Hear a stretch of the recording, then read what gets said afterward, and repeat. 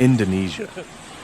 Relentless flooding across Sumatra has carved a trail of destruction from the interior valleys to the coastal plains, with Aceh province bearing the harshest blows. Rivers burst from their courses, pushing walls of water across towns, farms, and transport corridors that once formed the backbone of daily life.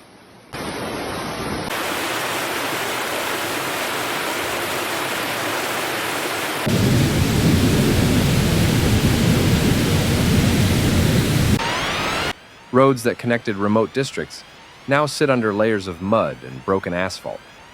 Entire sections were torn away, leaving gaps where bridges once stood. Emergency crews carving temporary routes through unstable ground struggle against deep sediment deposits and recurring surges that continue to reshape the terrain.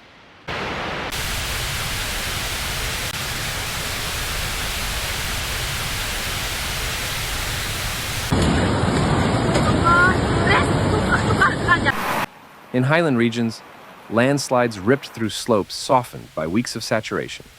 Forests that once sheltered villages were sheared away as earth and rock rushed downward, reshaping valleys in minutes. Houses built along ridgelines now rest on fractured platforms, their foundations twisted or partly sunken into the shifting ground.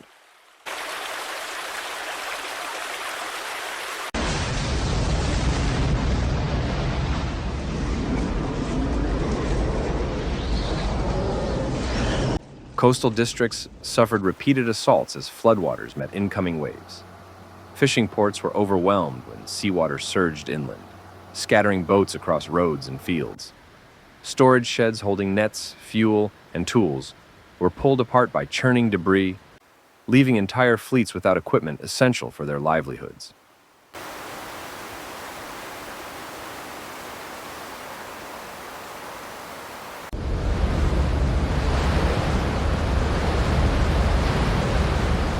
Farmland across Aceh and northern Sumatra was transformed beyond recognition.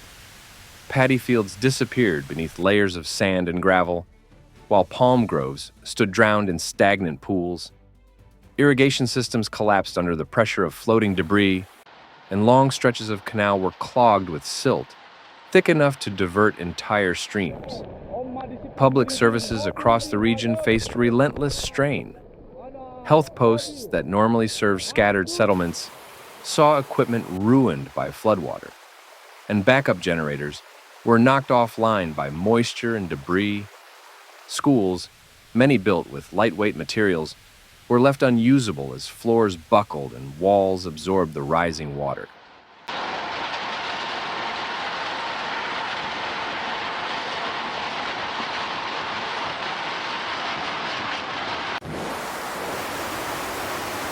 Transport routes, stretching from the coast to the interior, were torn apart. Concrete pillars snapped under pressure, and wooden bridges were swept away in a matter of hours. Crews attempting to restore these lifelines encountered unstable soils that continued to shift long after the water receded, complicating repair efforts. Communication networks became fragile as towers toppled and underground cables drowned. Several districts relied on portable relay units to maintain contact with response teams. Patchy coverage slowed coordination, forcing many communities to rely on radio relays and improvised signaling methods.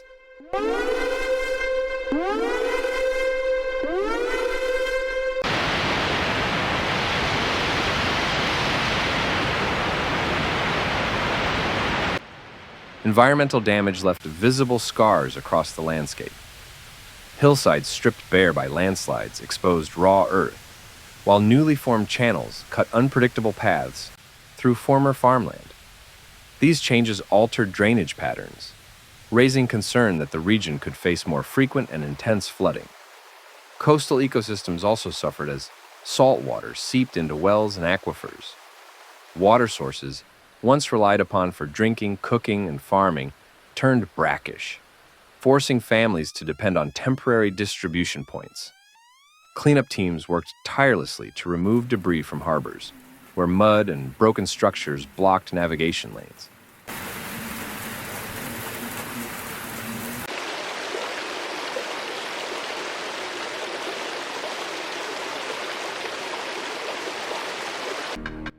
Engineers and local authorities launched extensive assessments to determine which areas remained safe for rebuilding.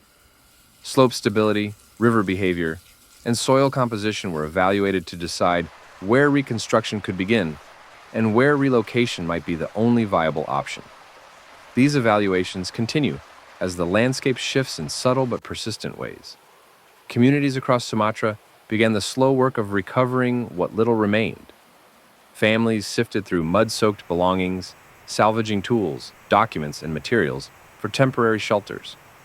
Volunteers from nearby districts joined cleanup efforts, clearing roads, collecting scattered lumber, and assembling basic infrastructure to support daily needs.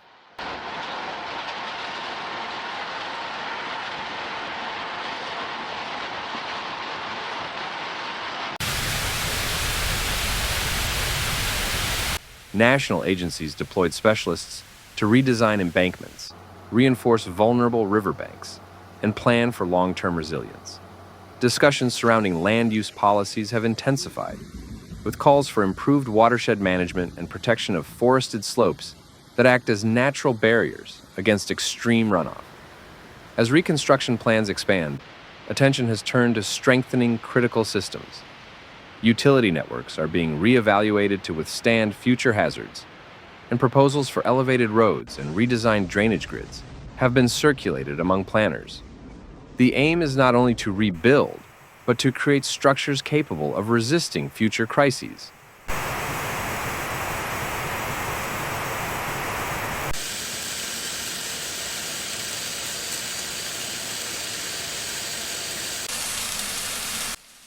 In many districts, the emotional weight of the destruction is matched by determination to rebuild stronger communities. Neighbors gather to repair shared spaces, clear public pathways, and reestablish routines disrupted by the floodwaters. Markets gradually reopen, and small workshops resume work as soon as materials become available.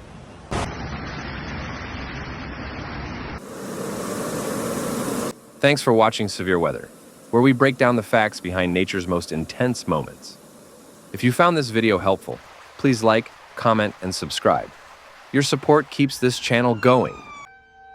Hit the bell so you never miss a real, calm, and clear report. Note, some footage in this video may be used for illustration and may not show the exact event described. See you in the next one. Stay informed, stay safe.